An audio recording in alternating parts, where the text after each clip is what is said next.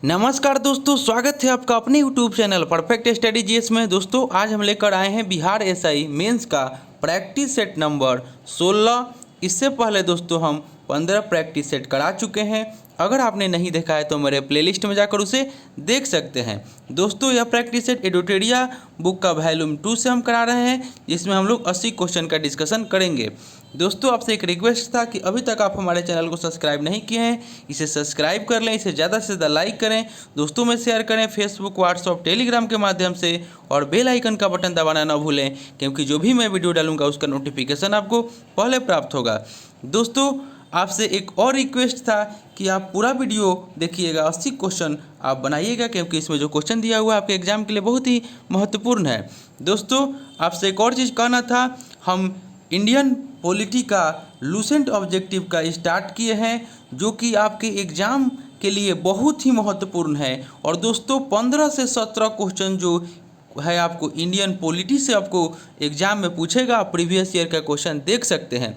और जो लूसेंट का किताब है वो आपके एग्ज़ाम के लिए बहुत ही महत्वपूर्ण है। आप तो पढ़े ही होंगे, लेकिन आप इसे एक बार रिवाइज अवश्य करें एग्ज़ाम के पहले, क्योंकि आपको एग्ज़ाम में इससे बहुत ही फ़ायदा होगा।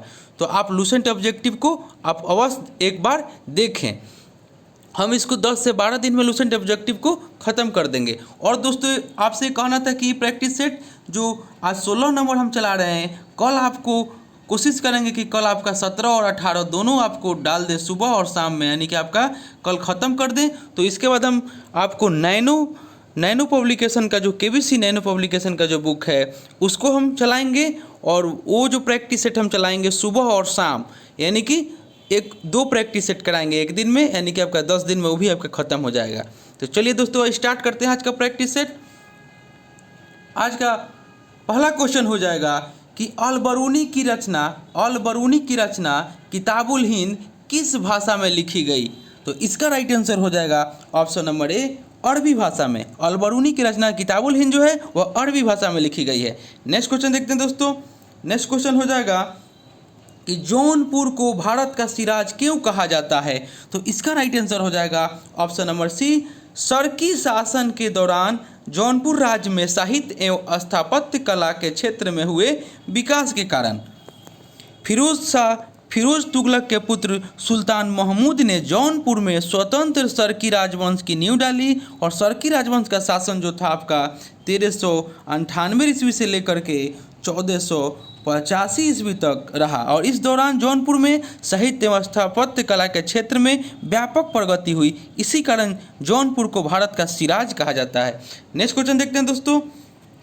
नेक्स्ट क्वेश्चन हो जाएगा कि गुप्त संवत की स्थापना किसने और कब की। तो इसका राइट आंसर हो जाएगा ऑप्शन नंबर बी, चंद्रगुप्त प्रथम ने 1319 से 20 ईस्वी में की थी गुप्त संवत की स्थापना। नेक्स्ट क्वेश्चन देखते हैं दोस्तों। नेक्स्ट क्वेश्चन हो जाएगा कि मेगास्थनीज ने अपनी पुस्तक इंडिका में भारतीय समाज को कितने भागों में विभाजन किया है। तो इसका राइट आंसर हो जाएगा आपका ऑप्शन नंबर डी, 7। मेगास्थनीज ने अपनी पुस्तक इंडिका में भारतीय समाज का विभाजन 7 भागों में किया है, जो आपका हो जाएगा दार्शनिक, किसान, अहीर, कारीगर या शिल्पी, उसके बाद सैनिक, निरीक्षक, सभासद। इनमें से सबसे अधिक जनसंख्या जो था आपको किसानों को थी, यानी कि किसानों की थी सबसे अधिक जनसंख्या। नेक्स्ट क्वेश्चन देखते हैं दोस्तों। मध्यकालीन भारत में भारत के विभिन्न राज्यों की यात्रा पर आने वाले विदेशी यात्रियों का कौन सा क्रम सही है। तो इसका राइट आंसर हो जाएगा option number B, Niccolo Conti, Abdul Razzaq, Domingo Paes और मनुची। आपका यही सही क्रम है। तो आपका निकोलो कोंटी जो था वह इटली का था, वह देवराय प्रथम राजा थे, उन्हीं के शासनकाल में आया था। उसके बाद अब्दुल रज्जाक जो था वह फारस का था, और वह देवराय द्वितीय के शासनकाल में आया था। उसके बाद आपका डोमिंगो पायस जो था वह पुर्तगाली था, वह कृष्णदेव राय के शासनकाल में आया था। उसके बाद मनुची जो था वह इटली का था, वह शाहजहाँ के शासनकाल में आया था। नेक्स्ट क्वेश्चन देखते हैं दोस्तों। नेक्स्ट क्वेश्चन हो जाएगा कि 16 महाजनपदों में कौन एकमात्र ऐसा महाजनपद है जो दक्षिण भारत में स्थित था। तो इसका राइट आंसर हो जाएगा ऑप्शन नंबर डी, असमक। 16 महाजनपदों में असमक एकमात्र ऐसा महाजनपद था जो उत्तरी भारत में स्थित नहीं था बल्कि दक्षिणी भारत में स्थित था और इसकी राजधानी पोतन या पोतली थी। यह नर्मदा या गोदावरी के बीच का क्षेत्र था। नेक्स्ट क्वेश्चन देखते हैं दोस्तों। नेक्स्ट क्वेश्चन हो जाएगा कि मूक नायक अखबार के संपादक निम्नलिखित में से कौन थे? तो इसका राइट आंसर हो जाएगा ऑप्शन नंबर सी, B.R. अम्बेडकर। मूक नायक जो था वह अंबेडकर द्वारा स्थापित पहली पत्रिका थी और बाल गंगाधर तिलक के द्वारा आपका केसरी नामक समाचार पत्र निकाला गया था। बाल गंगाधर तिलक के द्वारा केसरी और मराठा बाल गंगाधर तिलक के द्वारा निकाला गया था। नेक्स्ट क्वेश्चन देखते हैं दोस्तों। नेक्स्ट क्वेश्चन हो जाएगा कि निम्नलिखित में से किस ग्रंथ की रचना जियाउद्दीन बर्नी के द्वारा किया गया है? तो इसका राइट आंसर हो जाएगा ऑप्शन नंबर ए, तारीख-ए-फिरोजशाही। तारीख-ए-फिरोजशाही की रचना जियाउद्दीन बर्नी के द्वारा किया गया है। उसके बाद आपका तारीख-ए-मुबारकशाही जो दिया हुआ ऑप्शन सी में, तो तारीख-ए-मुबारकशाही की रचना याहिया बिन अहमद सरहिंदी के द्वारा किया गया है। उसके बाद आपका दिया हुआ है ताज-उल-मासीर, तो ताज-उल-मासीर की जो किया गया है ग्रंथ की रचना वह हसन निजामी के द्वारा किया गया है। उसके बाद ऑप्शन नंबर बी में दिया हुआ है आशिका, इसकी रचना अमीर खुसरो के द्वारा किया गया है। नेक्स्ट क्वेश्चन देखते हैं दोस्तों। नेक्स्ट क्वेश्चन हो जाएगा कि पंजाब में अहमदिया आंदोलन के प्रवर्तक निम्नलिखित में से कौन थे? तो इसका राइट आंसर हो जाएगा option number B, Mirza Ghulam Ahmad. Ahmadiyya एक धार्मिक आंदोलन है जो कि 19वीं सदी के अंत में भारत में आरंभ हुआ था और इसका आरंभ मिर्जा गुलाम अहमद के द्वारा 1835 से 1908 ईस्वी के जीवन और शिक्षाओं से हुआ। नेक्स्ट क्वेश्चन देखते हैं दोस्तों। मुंगेर समाचार पत्र की भूमिका बिहार के किस आंदोलन में रही थी? मुंगेर समाचार पत्र की भूमिका बिहार के किस आंदोलन में रही थी? तो इसका राइट आंसर हो जाएगा ऑप्शन नंबर डी, भारत छोड़ो आंदोलन। इसके बारे में जान लेते हैं ऑप्शन नंबर ए के बारे में। तो चंपारण सत्याग्रह जो हुआ था 1917 ईस्वी में हुआ था और महात्मा गांधी के द्वारा भारत में किया गया प्रथम सत्याग्रह था। उसके बाद असहयोग आंदोलन ऑप्शन बी, तो ऑप्शन बी असहयोग आंदोलन जो हुआ था 1 अगस्त 1920 को हुआ था और इससे संबंधित व्यक्ति महात्मा गांधी थे। उसके बाद सविनय अवज्ञा आंदोलन ऑप्शन सी जो दिया हुआ है, तो यह 6 अप्रैल 1930 ईस्वी को हुआ था सविनय अवज्ञा आंदोलन। और उसके बाद भारत छोड़ो आंदोलन जो हुआ था 8 अगस्त 1942 को हुआ था और इससे भी महात्मा गांधी संबंधित है। नेक्स्ट क्वेश्चन देखते हैं दोस्तों। नेक्स्ट क्वेश्चन हो जाएगा कि निम्नलिखित युग्मों पर विचार कीजिए।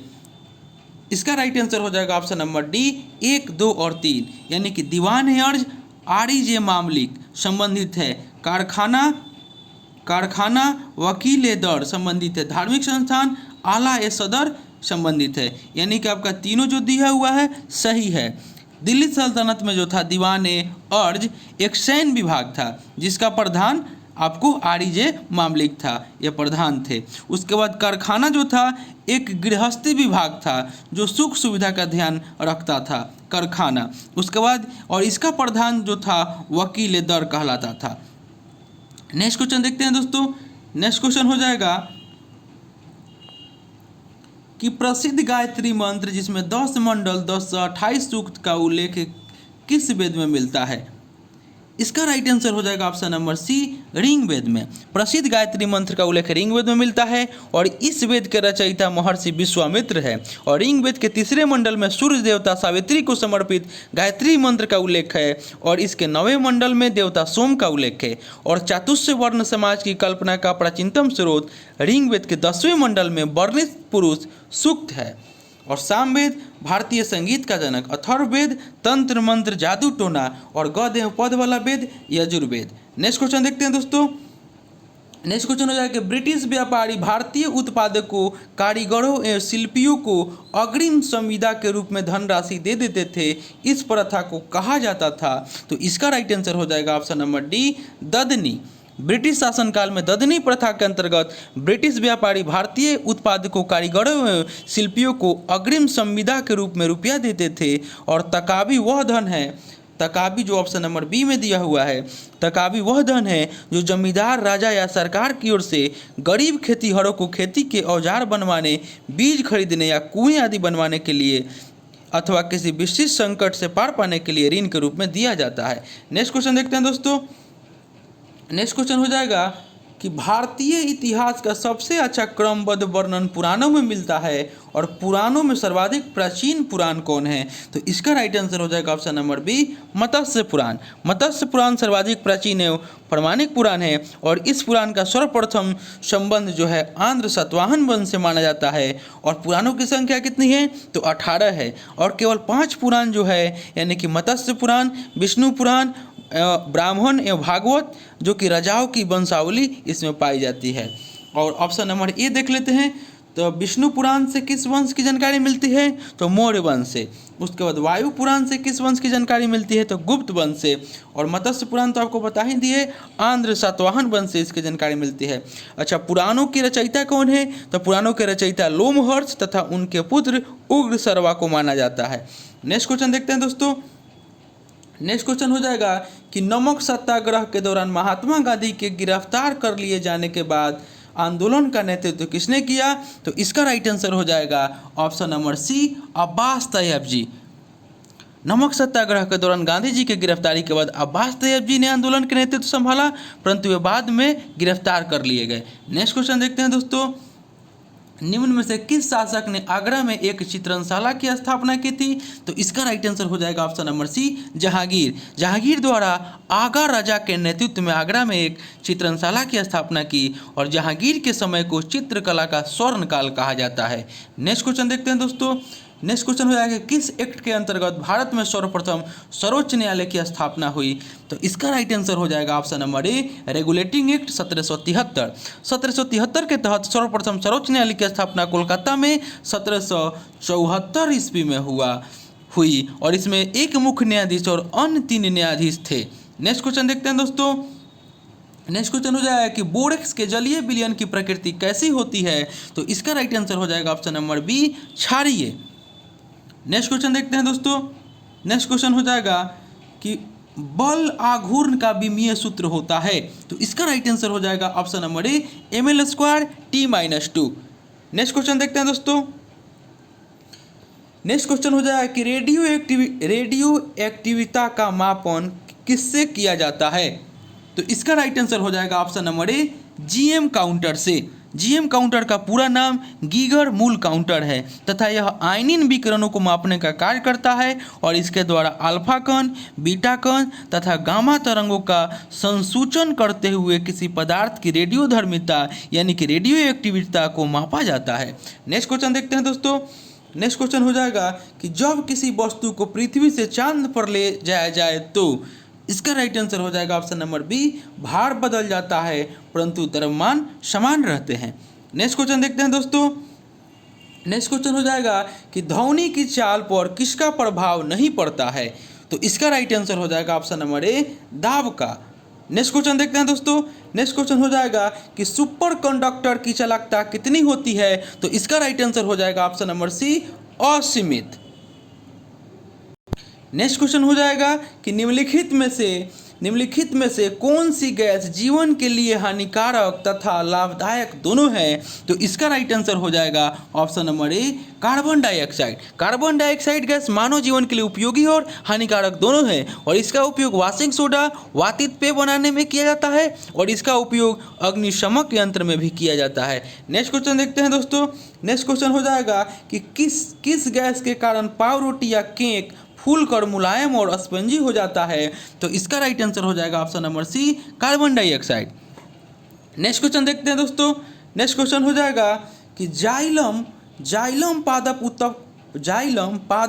उत्तक का एक भाग है, निम्न में से कौन सा जाइलम से संबंधित नहीं है? तो इसका राइट आंसर हो जाएगा ऑप्शन नंबर ए, भोजन का संवहन। जाइलम एवं जटिल पादप उत्तक है, यह जल खनिज को पौधे के विभिन्न भागों तक पहुंचाने का कार्य करते हैं और यह पौधे को यांत्रिक सहायता देते हैं। इन्हें जल संवहन उत्तक भी कहते हैं। नेक्स्ट क्वेश्चन देखते हैं दोस्तों। नेक्स्ट क्वेश्चन हो जाएगा कि समस्थानिक होते हैं किसी एक ही तत्व के परमाणु जिनका? तो इसका राइट आंसर हो जाएगा ऑप्शन नंबर बी, परमाणु भार भिन्न परंतु परमाणु क्रमांक समान होता है। समस्थानिक होते हैं किसी एक ही तत्व के परमाणु जिनका परमाणु भार भिन्न परंतु परमाणु क्रमांक समान होता है। नेक्स्ट क्वेश्चन देखते हैं दोस्तों। नेक्स्ट क्वेश्चन हो जाएगा कि गुरुत्वीय बल के बारे में निम्नलिखित में से कौन सा कथन सही नहीं है, तो इसका राइट आंसर हो जाएगा ऑप्शन नंबर डी, यह हमारे विश्व में पिंडों के सभी युग्मों के लिए एक समान होता है। नेक्स्ट क्वेश्चन देखते हैं दोस्तों। नेक्स्ट क्वेश्चन हो जाएगा क्वेश्चन नंबर 49, यानी कि वायुमंडल में उपस्थित अस्थायी गैसों की विद्यमानता के अनुसार निम्नलिखित में से कौन सा सही क्रम है, इसका राइट आंसर करना है। इसका राइट आंसर हो जाएगा ऑप्शन नंबर ए, यानी कि ऑप्शन नंबर ए में आर्गन हो जाएगा, उसके बाद आपका कार्बन डाइऑक्साइड हो जाएगा, उसके बाद आपका नियॉन हो जाएगा और उसके बाद आपका हो जाएगा हीलियम। यानी कि कार्बन डाइऑक्साइड सबसे अधिक, आर्गन सबसे अधिक, उसके बाद कार्बन डाइऑक्साइड सबसे अधिक, उसके बाद आपका नियॉन सबसे अधिक, उसके बाद हीलियम सबसे अधिक। वायुमंडल में इसका उपस्थित अस्थायी गैसों की विद्यमानता के अनुसार यह सही क्रम है, ऑप्शन नंबर ए। नेक्स्ट क्वेश्चन देखते हैं दोस्तों। नेक्स्ट क्वेश्चन हो जाएगा कि निम्न में से कौन आक्सीकारक एवं अकारक दोनों हैं, तो इसका राइट आंसर हो जाएगा ऑप्शन नंबर डी, H2O2। आक्सीकारक और अकारक दोनों हैं। नेक्स्ट क्वेश्चन देखते हैं दोस्तों। गोता लगाते समय किसी गोताखोर के कान का पर्दा किस कारण से क्षतिग्रस्त हो सकता है, तो इसका राइट आंसर हो जाएगा ऑप्शन नंबर सी, उच्च जल दाब। गोताखोर गोता लगाते समय पानी में गहराई में चला जाता है जहां पानी का उच्च दाब होता है, इसके कारण गोताखोर के कान का पर्दा क्षतिग्रस्त हो सकता है। नेक्स्ट क्वेश्चन देखते हैं दोस्तों। नेक्स्ट क्वेश्चन आपका सुमेलित करना है। सुमेलित आपको करना है, सूची में खनिज है और उसके बाद उसके कमी के प्रभाव है, इसका राइट आंसर आपको करना है। तो इसका राइट आंसर हो जाएगा ऑप्शन नंबर बी, यानी कि फास्फोरस जो हो जाएगा। फास्फोरस से शरीर की वृद्धि एवं कायकी अवरुद्ध होता है। उसके बाद आपका गंधक हो जाएगा, तो गंधक प्रोटीन उपापचय की गड़बड़िया हो जाएगा। उसके बाद पोटेशियम हो जाएगा, तो पोटेशियम से पेशियों की दुर्बलता, अंगघात की आशंका। उसके बाद सोडियम हो जाएगा निम्न रक्तचाप। तो इसका राइट आंसर बाउन का ऑप्शन नंबर बी हो जाएगा। नेक्स्ट क्वेश्चन देखते हैं दोस्तों। नेक्स्ट क्वेश्चन हो जाएगा कि यूकैरियोटिक कोशिका में श्वसन किसके द्वारा संपन्न होती है। यूकैरियोटिक कोशिका में श्वसन किसके द्वारा संपन्न होती है, तो इसका राइट आंसर हो जाएगा ऑप्शन नंबर बी, माइटोकॉन्ड्रिया। जीव द्रव कला एवं यूकैरियोटिक कोशिका श्वसन में क्रमशः माइटोकॉन्ड्रिया द्वारा संपन्न होती है। नेक्स्ट क्वेश्चन देखते हैं दोस्तों। एक लड़का अपने पिता से विरासत में गुणसूत्र प्राप्त करता है, तो इसका राइट आंसर हो जाएगा ऑप्शन नंबर बी, यानी कि 22+Y। नेक्स्ट क्वेश्चन देखते हैं दोस्तों।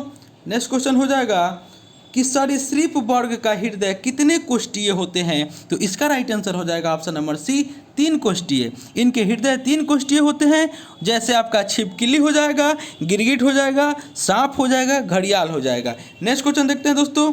नेक्स्ट क्वेश्चन हो जाएगा कि जब बैरोमीटर का पाठ्यांक धीरे धीरे नीचे गिरता है तो क्या होता है, तो इसका राइट आंसर हो जाएगा ऑप्शन नंबर ए, वर्षा होने की संभावना होती है।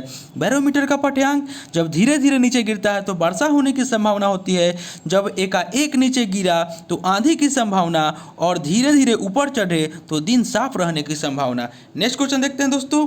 नेक्स्ट क्वेश्चन हो जाएगा कि निम्न में से कौन मोनोसेकेराइड कार्बोहाइड्रेट नहीं है, तो इसका राइट आंसर हो जाएगा option number C, sucrose. Sucrose जो है मोनोसेकेराइड कार्बोहाइड्रेट नहीं है। नेक्स्ट क्वेश्चन देखते हैं दोस्तों। नेक्स्ट क्वेश्चन हो जाएगा कि केंद्रीय बजट 2020-21 में कुल प्राप्तियों में निम्न में से किसका योगदान सर्वाधिक है, तो इसका राइट आंसर हो जाएगा ऑप्शन नंबर सी, उधार और अन्य देयताएं।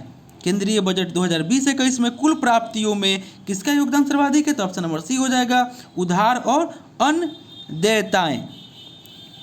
नेक्स्ट क्वेश्चन देखते हैं दोस्तों।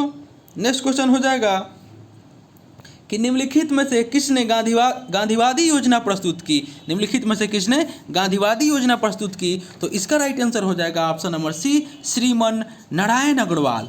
गांधीवादी आर्थिक चिंतन की विचारधारा का समावेश करते हुए श्रीमन नारायण अग्रवाल ने 1944 में गांधीवादी योजना का विचार प्रस्तुत किया, और इस योजना में कृषि क्षेत्र, लघु क्षेत्र एवं कुटीर उद्योग के विकास पर बल दिया गया।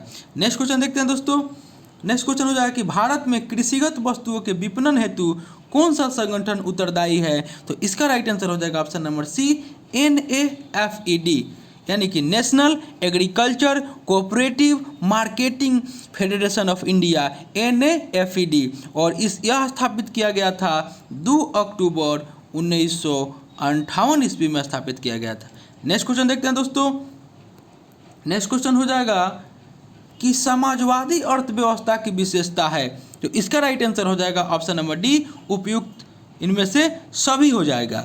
यानी कि उत्पादन के संसाधनों पर सामूहिक स्वामित्व, केंद्रीय नियोजन और आर्थिक स्वतंत्रता, और मांग और पूर्ति का महत्व, यानी कि सभी जो है समाजवादी अर्थव्यवस्था की विशेषता है।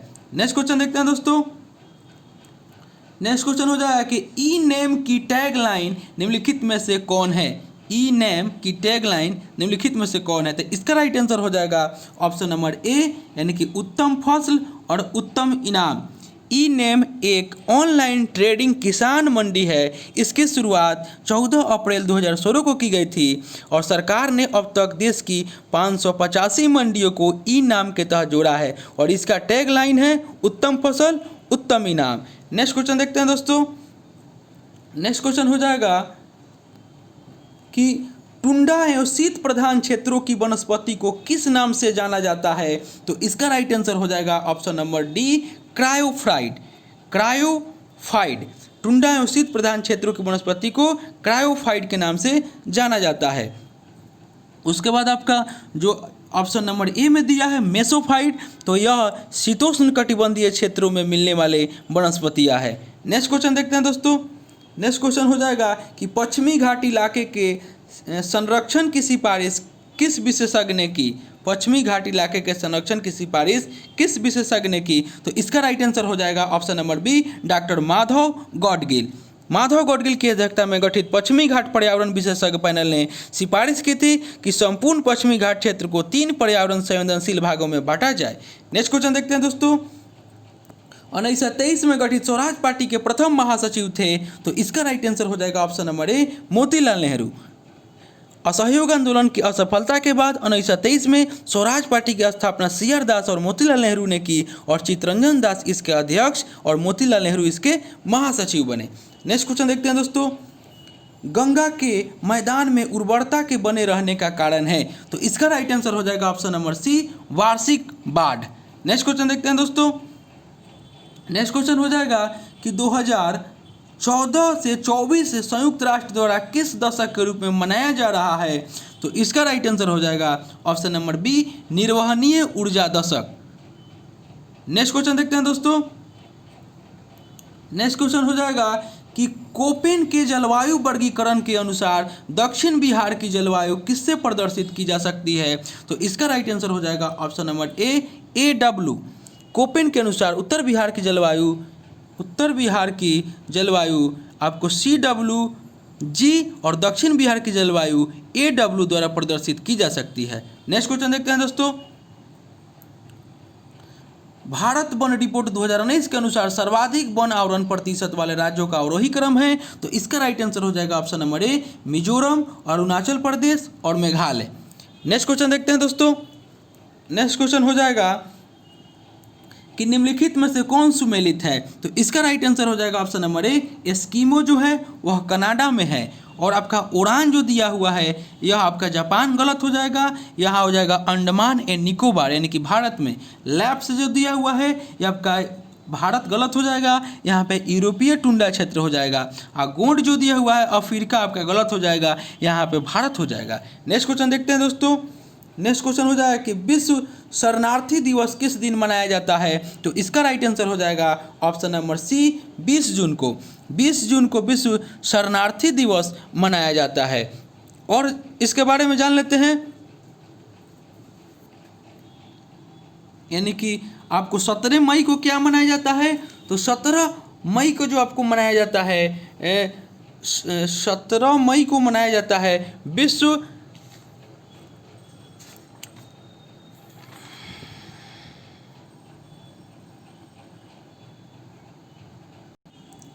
17 मई को विश्व दूरसंचार दिवस मनाया जाता है। ऑप्शन नंबर ए में जो दिया हुआ है विश्व दूरसंचार दिवस मनाया जाता है। नेक्स्ट क्वेश्चन देखते हैं दोस्तों। इंपीरियल पैलेस किस देश का राष्ट्रीय स्मारक है? इंपीरियल पैलेस किस देश का राष्ट्रीय स्मारक है? तो इसका राइट आंसर हो जाएगा ऑप्शन नंबर बी, जापान का। कहाँ का है? तो जापान का है। इंपीरियल पैलेस किस देश का राष्ट्रीय स्मारक है? तो जापान का है, जो कि आपका टोक्यो में स्थित है। और इसके बारे में जान लेते हैं। ऑप्शन ए जो दिया हुआ है इटली, तो इटली में जो है वह झुकी हुई मीनार है, जो इटली के पीसा शहर में है। उसके बाद आपका रूस में देख लेते हैं। रूस में क्या है? तो रूस में आपको क्रेमलिन है, जो कि रूस के राजधानी मॉस्को में स्थित है। नेक्स्ट क्वेश्चन देखते हैं दोस्तों। नेक्स्ट क्वेश्चन हो जाएगा कि निम्नलिखित में से कौन सुमेलित नहीं है? तो इसका राइट आंसर हो जाएगा ऑप्शन नंबर ए, यानी कि डाउन्स जो है उष्णकटिबंधीय घास का मैदान जो दिया हुआ है यह आपका सुमेलित नहीं है। उष्णकटिबंधीय घास के मैदान लानोज, कैंपोस, सेल्वास हो जाएंगे आपको, और समाना भी हो जाएंगे। और आपका स्टेपिस जो दिया है शीतोष्णकटिबंधीय घास का मैदान सही है। सेल्वा जो दिया हुआ है उष्णकटिबंधीय वन सही है। टाइगा जो दिया हुआ है शीतोष्णकटिबंधीय वन, ये भी आपका सही है। नेक्स्ट क्वेश्चन देखते हैं दोस्तों। नेक्स्ट क्वेश्चन हो जाएगा क्वेश्चन नंबर 74 कि निम्न में से कौन सुमेल सही नहीं है? तो इसका राइट आंसर हो जाएगा ऑप्शन नंबर बी, 1 और 2, यानी कि ओपन डिफेंसन फॉर्म जो दिया है ODF, ये आपका सही नहीं है। उसके बाद आपका 2 दिया हुआ है IFSC, Indian financial source code, ये भी आपका सही नहीं है। तो ODF का आपका फुल फॉर्म हो जाता है ओपन डिफेक्शन फ्री, और IFSC का हो जाएगा इंडियन फाइनेंशियल सिस्टम कोड। और आपका जो 2 दिया हुआ है 3 और 4 यह सही है, यानी कि NPR नेशनल पॉपुलेशन रजिस्टर सही है, और CAB यानी कि सिटीजन अमेंडमेंट बिल, यानी इसको कैब, ये भी आपका सही है। नेक्स्ट क्वेश्चन देखते हैं दोस्तों। नेक्स्ट क्वेश्चन हो जाएगा कि निम्नलिखित कथनों में से सही कथन कौन सा है? तो इसका राइट आंसर हो जाएगा ऑप्शन नंबर सी, केवल एक, यानी कि भारत के मुख्य भूमि पर दक्षिणतम बिंदु कन्याकुमारी है, यह आपका सही है। और ऑप्शन नंबर जो 2 में दिया हुआ है इंदिरा पॉइंट भारत का वह स्थान है जहां बंगाल की खाड़ी, अरब सागर तथा हिंद महासागर मिलते हैं, ये आपका गलत हो जाएगा। नेक्स्ट क्वेश्चन देखते हैं दोस्तों। नेक्स्ट क्वेश्चन हो जाएगा कि भारत के निम्नलिखित राज्यों में से किसके 3 तरफ अंतर्राष्ट्रीय सीमाएं हैं? तो इसका राइट आंसर हो जाएगा option number B, Tripura. Tripura राज्य उत्तर, पश्चिम और दक्षिण में तीनों तरफ से बांग्लादेश से घिरा हुआ है। नेक्स्ट क्वेश्चन देखते हैं दोस्तों। क्षेत्रफल की दृष्टि से भारत में सबसे बड़े अंतर्राष्ट्रीय हवाई अड्डे कौन हैं? तो इसका राइट आंसर हो जाएगा option number A, Rajiv Gandhi अंतर्राष्ट्रीय हवाई अड्डा हैदराबाद। राजीव गांधी अंतर्राष्ट्रीय हवाई अड्डा हैदराबाद का क्षेत्रफल जो है 5495 एकड़ में है। और दूसरा सबसे बड़ा अंतर्राष्ट्रीय हवाई अड्डा तो इंदिरा गांधी अंतर्राष्ट्रीय हवाई अड्डा आपका, जो कि 5220 एकड़ में है, यानी कि ऑप्शन नंबर जो बी में दिया हुआ है इंदिरा गांधी अंतर्राष्ट्रीय हवाई अड्डा नई दिल्ली, लेकिन यह भारत के सबसे व्यस्त हवाई अड्डा है, इंदिरा गांधी अंतर्राष्ट्रीय हवाई अड्डा। नेक्स्ट क्वेश्चन देखते हैं दोस्तों। मलाक्का जल संधि में आने जाने की सुविधाएं हैं, तो इसका राइट आंसर हो जाएगा ऑप्शन नंबर डी, अंडमान सागर से दक्षिण चीन सागर तक। नेक्स्ट क्वेश्चन देखते हैं दोस्तों।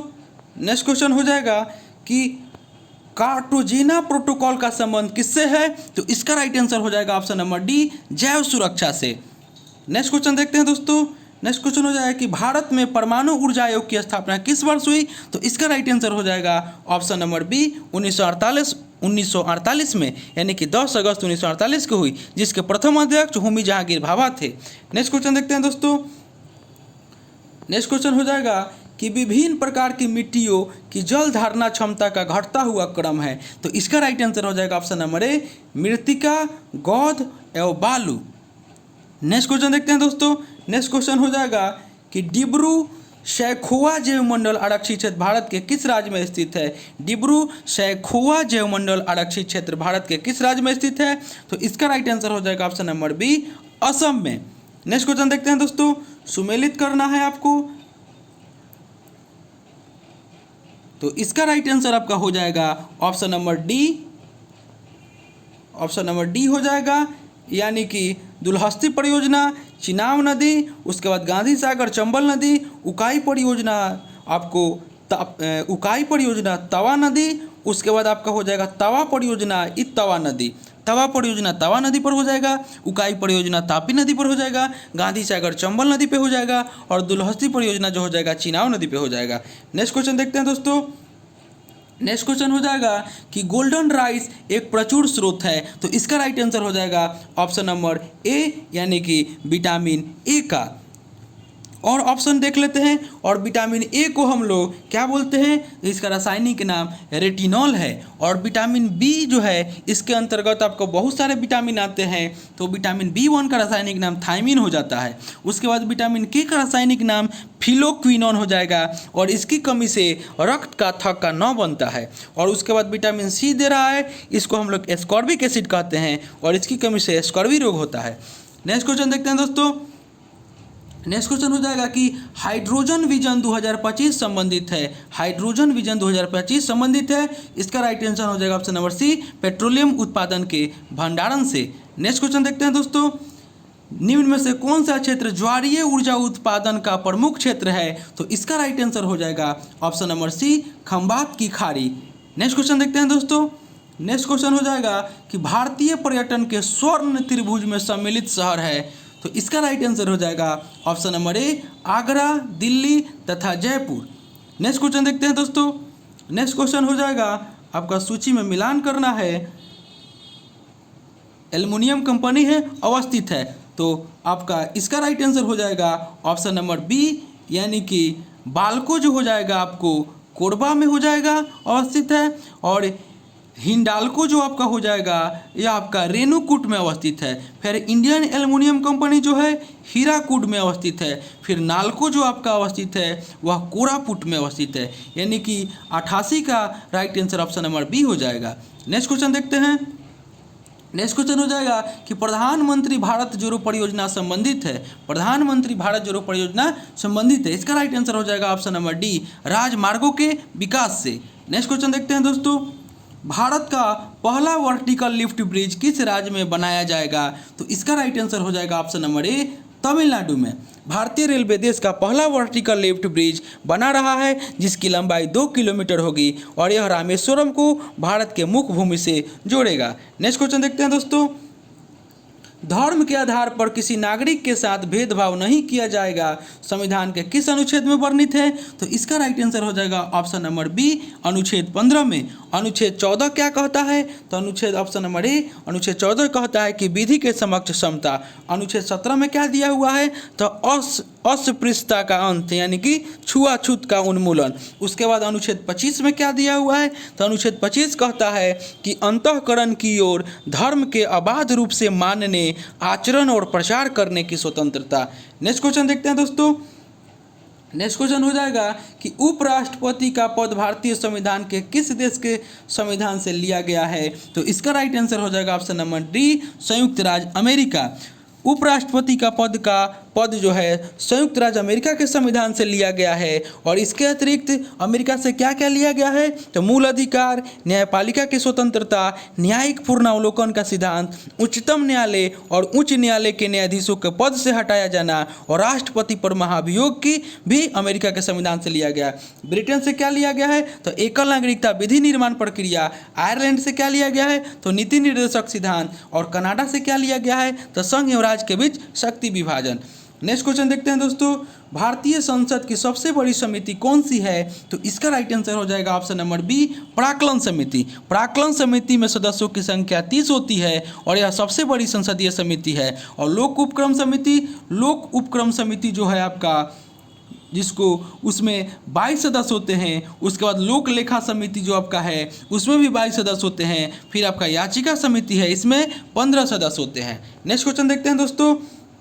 निम्नलिखित नेताओं में से कौन दल रहित लोकतंत्र की आवश्यकता से संबंध है, तो इसका राइट आंसर हो जाएगा option number B, Jayaprakash Narayan. Jayaprakash Narayan Loknayak के रूप में महत्वपूर्ण प्रतिष्ठित व्यक्ति हैं, जिन्होंने जेपी आंदोलन के माध्यम से भारत में दल रहित लोकतंत्र की अवधारणा को ठोस और सक्रिय रूप प्रदान किया। नेक्स्ट क्वेश्चन देखते हैं दोस्तों। नेक्स्ट क्वेश्चन हो जाएगा कि किस संविधान संशोधन के द्वारा बोडो, डोगरी, मैथिली एवं संथाली भाषा को 8वीं अनुसूची में जोड़ा गया, तो इसका राइट आंसर हो जाएगा ऑप्शन नंबर बी, 92वां संविधान संशोधन के द्वारा। 92वां संविधान संशोधन 2003 द्वारा बोडो, डोगरी, मैथिली एवं संथाली भाषा को 8वीं अनुसूची में जोड़ा गया, और इसके जोड़ने के बाद 8वीं अनुसूची में कुल भाषाओं की संख्या 22 हो गई। नेक्स्ट क्वेश्चन देखते हैं दोस्तों। नेक्स्ट क्वेश्चन हो जाए कि भारतीय संविधान में संसद के दोनों सदनों की संयुक्त बैठक का प्रावधान किस देश के संविधान से प्रेरित है? तो इसका राइट आंसर हो जाएगा ऑप्शन नंबर सी, ऑस्ट्रेलिया। भारतीय संविधान में संसद के दोनों सदनों की संयुक्त बैठक का प्रावधान ऑस्ट्रेलिया के संविधान से प्रेरित है। नेक्स्ट क्वेश्चन देखते हैं दोस्तों। नेक्स्ट क्वेश्चन हो जाएगा कि निम्नलिखित में से कौन सा नीति निर्देशक तत्व है? तो इसका राइट आंसर हो जाएगा ऑप्शन नंबर सी 1, 2 और 4, यानी कि समान नागरिक संहिता, उसके बाद समान कार्य के लिए समान वेतन और पर्यावरण का संरक्षण तथा संवर्धन। ये आपका तीनों क्या है? 1, 2, 4 नीति निर्देशक तत्व है। नेक्स्ट क्वेश्चन देखते हैं दोस्तों। नेक्स्ट क्वेश्चन हो जाएगा कि भारत के प्रथम एवं अंतिम भारतीय गवर्नर जनरल कौन थे? तो इसका राइट आंसर हो जाएगा ऑप्शन नंबर सी राजगोपालाचारी। 1948 से 50 के मध्य सी राजगोपालाचारी भारत के गवर्नर जनरल रहे और भारत के एकमात्र भारतीय गवर्नर जनरल बने। नेक्स्ट क्वेश्चन देखते हैं दोस्तों। नेक्स्ट क्वेश्चन हो जाए कि राज्य विधानमंडल के सदस्यों की निर्भरताओं से संबंधित प्रश्नों पर अंतिम निर्णय किसके द्वारा लिया जाता है? तो इसका राइट आंसर हो जाएगा ऑप्शन नंबर सी, राज्यपाल के द्वारा। किसी राज्य के विधानमंडल के किसी सदस्य के निर्भरताओं से संबंधित प्रश्न पर अंतिम निर्णय राज्यपाल चुनाव आयोग की सलाह पर लेता है। नेक्स्ट और अंतिम क्वेश्चन देखते हैं दोस्तों कि बंकर शब्द का संबंध किस खेल से है? तो इसका राइट आंसर हो जाएगा ऑप्शन नंबर डी, गोल्फ से। तो दोस्तों यह थे बिहार दरोगा एसआई मेंस का प्रैक्टिस सेट नंबर 16। इससे पहले दोस्तों हम 15 प्रैक्टिस सेट करा चुके हैं। अगर आपने नहीं देखा है तो मेरे प्लेलिस्ट में जाकर उसे देख सकते हैं। दोस्तों आपसे एक रिक्वेस्ट है कि अभी तक आप हमारे चैनल को सब्सक्राइब नहीं किए हैं, इसे सब्सक्राइब कर दें, इसे ज़्यादा से ज़्यादा लाइक करें, दोस्तों में शेयर करें, फेसबुक, व्हाट्सएप, टेलीग्राम के माध्यम से, और बेल आइकन का बटन दबाना न भूलें, क्योंकि जो भी मैं वीडियो डालूंगा उसका नोटिफिकेशन आपको पहले प्राप्त होगा। तो चलिए दोस्तों मिलते हैं अगले वीडियो में, तब तक के लिए धन्यवाद।